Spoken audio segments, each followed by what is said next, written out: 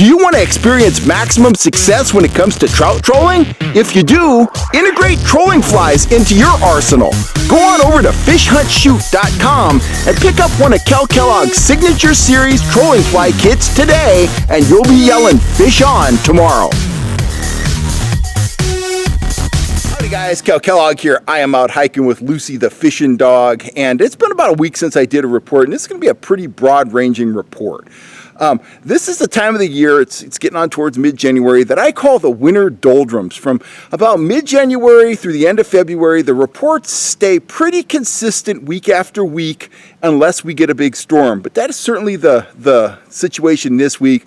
The report is pretty similar to the report I gave last week, but I'm going to take it a little bit further. Let's start off with rock cod fishing.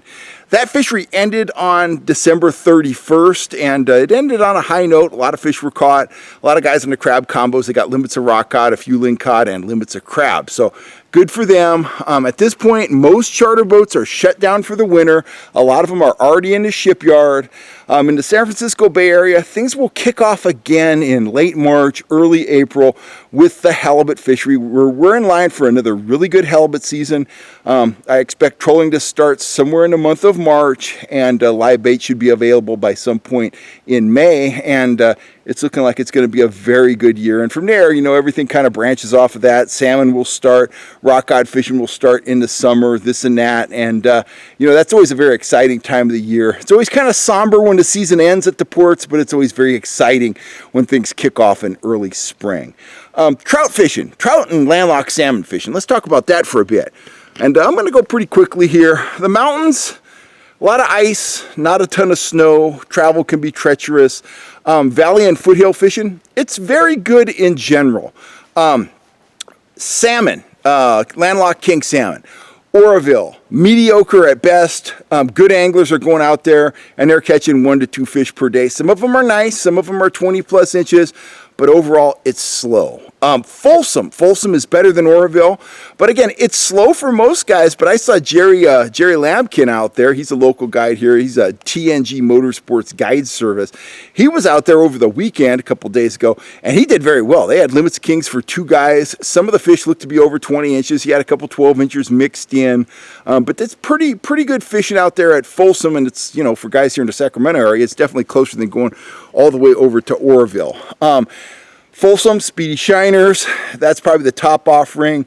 Then, blades and bait, blades and anchovy, fillets, blades and tubes, stuff like that. Find the marks, grind on the fish, and if you're there at the right day and the salmon decide to bite, you're going to get them. They're anywhere from, 20 feet deep all the way down to 50 plus right now, and they are feeding on pond smelt. So that's kind of the keys to success there. I've seen salmon caught in the North Fork, the central main part of the lake, and in the South Fork. So just kind of get out there, scout for them, find them. The lake is very low, but you can launch a boat, and overall the fishing's been good. And there are some rainbows mixed in out there too. Good trout fishing is taking place up at Shasta. Lots of limits, coming out of Shasta.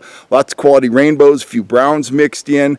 Very, very slow on the king salmon front up there, and no one's caught any kokanee yet, although I am getting word from some anglers up there that they think they're marking schools of kokanee. The trout are in the top 25. The kokanee, if those are schools of kokanee, they're down around 75 feet right now, but nobody's actually dropped a corn tip lure down there to see if those are indeed kokanee. Down south of where I am, I'm here, east of Sacramento, down south, New Maloney's and Don Pedro, those are probably the top 2 trout lakes in the state right now. They're booting out a lot of fish, a lot of rainbows in that, 2.5 to 4 pound range, some larger fish. They're feeding on shad. They're in the top 20. Speed troll early, speed troll when you can. Slow down if you have to. You can roll shad and stuff if you have to slow down. Hoochies and blades are working, but overall, speed spoons, speedy shiners, those are your top offerings. Go fast, find a fish, and you should be able to load up on some fish. So that's a very positive report for the guys down there in the Mother Lode region. Comanche continues to be good for planners. Amador continues to be fair to slow, but the fish are very large. There's some very large fish being caught out at Amador, and there's some large fish being caught out there at Comanche as well. Heard a noise down the road. Anyway, There's some big fish coming out of Comanche, but probably more, limit size, keeper size fish. Those 2 to 3 pound fish, 14 to 20 inch fish. That's what's being caught primarily at Comanche, with some big ones mixed in. At Amador, it's just the opposite story. There's not a lot of limits being caught, but they're, the fish that are being caught, they're those 6, 7, 8 pound fish, and there's some lightning trout still in the mix out there. So if you're there, kind of in the Stockton area, in the valley, those are great options. And anywhere you can get up into the higher foothills. Collins Lake, it's still kicking out fish. It's not kicking out limits, but it's kicking out some big quality fish and some holdovers as well. Standard trolling, standard bait fishing, power bait, offshore, inflated worms, try baits on the bottom, try baits under bobbers. It's all working. Trolling, looking at, Castmasters, speed spoons, stuff like that. And don't forget those night crawlers, because when all else fails, a night crawler behind one of my willow leaf dodgers is absolutely, a deadly combination that works very well when the going gets tough. Engelbright, it's slated to be planted. It should be kicking out some fish, some government planters, and maybe a few browns. I'm heading up to Rollins soon. There should be some browns around up there. It hasn't been planted unless the DFW forgot to report it on the fish planting portal. Speaking of fish planting, some of the Sacramento area ponds have been planted, and they're booting out planter rainbows. If you go on to the California DFW fish trout planting portal, something like that, Google something like that, you'll get into the interactive list of places that have been planted, and you can plan accordingly. Let's kind of wrap this up with kokanee fishing. The kokanee fishing, the good news is kokanee fishing out of Bullard's Bar Reservoir is very, very good. The bad news is it's it's all small ball out there. A big fish out there right now is 11 inches. Most of the fish are 8 to 10. I'll probably end up out there, but it's kind of like going to that restaurant you don't really like, but they're open, so you're going to go anyway. But at the end of the day, you're going to be disappointed because they're all small. But they are great to eat. If that's your bag, if you want to round up 10 kokanee, the limit's 10 out there to put into the smoker, by all means, go to Bullard's Bar. It's like, it's like falling off a log. They're out there in mass numbers, and you can certainly catch them on a big range of different types of lures. In conclusion, get off the fishing right now, and let's talk about the overall big picture conditions. I'm getting emails and texts from guys that are worried there's going to be a drought. It's going to be a drought year. And yeah, it sure is looking that way. Every day further into January we get without the winter, busting loose and getting, crazy wet, the chances of us having anything near to a normal winter decrease. And I'm up here in the Sierra foothills. I'm kind of on the edge of the foothills / mountains. And it's very mild. It's probably 50 degrees out here. It should be much colder. It should be much wetter.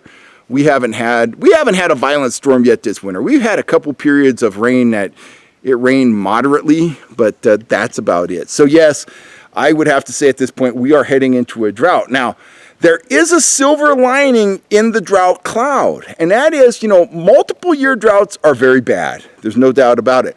But a single year drought, the fishing can actually be very, very good.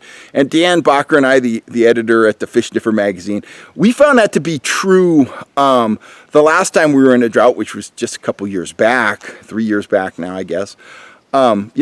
The lakes shrink, the lakes get smaller, boat launching could be a challenge, but if you get out there on the water, there's less water and there's more fish, and that equals more hookups. So, don't throw the baby out with the bathwater. Our lakes look better when they're full. It's better for the state when the lakes are full. But if you're an angler, don't despair. There's going to be plenty of fishing. There's still plenty of water in most of the lakes. You're going to have to figure launching out if we don't get some substantial rain. But, fishermen, they're an adaptable group. So we're going to get our boats on the water. In fact, myself, I'm going to be guiding at Collins Lake here in the spring. I'm confident that there's going to be water in Collins Lake. That lake fills up very fast. But beyond that, I am burning horses to get the kayak guide service going, and I will have a fleet of kayaks, and I will be guiding from kayaks this summer, and it might be a real boost for me because I might be able to get out on some lakes where your guides are not able to launch their big aluminums and stuff like that. We shall see, but the moral of that story is don't despair, be creative, and just know if there's a drought, when you're able to get on the water, the fishing's going to be very good. Less water means concentrated fish, and concentrated fish means more opportunity for anglers. So that's kind of the name of that tune. I am out of here for now. Lucy and I got to get hiking a little bit here, and I want to take a few practice shots with my old pistol, so just to stay in practice. Hey guys, I'm back. This is kind of a postscript. I forgot to mention the Delta. There are absolutely opportunities out in the Delta for sturgeon and stripers, but you know, Delta fishing is a temperature game, and the water is very chilly, and that means the fishing overall is slow. On the striper front, guys soaking cut bait and big live bait.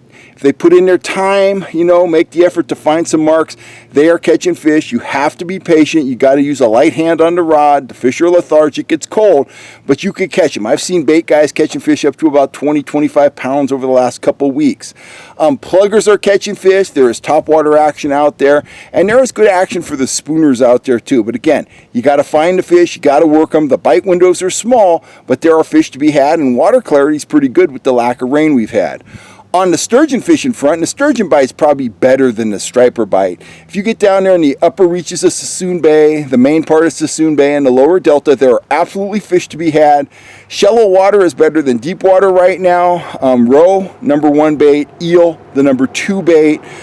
If you got the itch to tag a sturgeon, by all means, get out there, soak bait, and if you're willing to go on multiple trips, you've got a very good chance of tagging a keeper.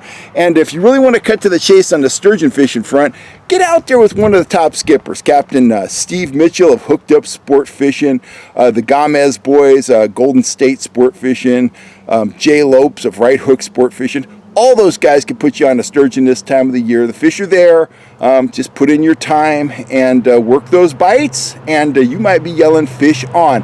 Anyway, that's about it for now. I'm going to hit the road here. I will catch you next time right here on YouTube. Got some cars going by.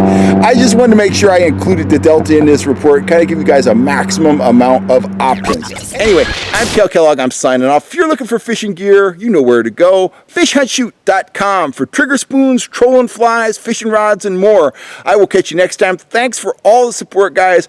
I'm hoping it rains, but I'm not super optimistic. I'm sure it'll rain some more, but I don't think we're going to get that big dump. But, you know, I'm often wrong, so hopefully I am. Anyway, you have a great day, and I will catch you next time right here on YouTube. Thanks, guys.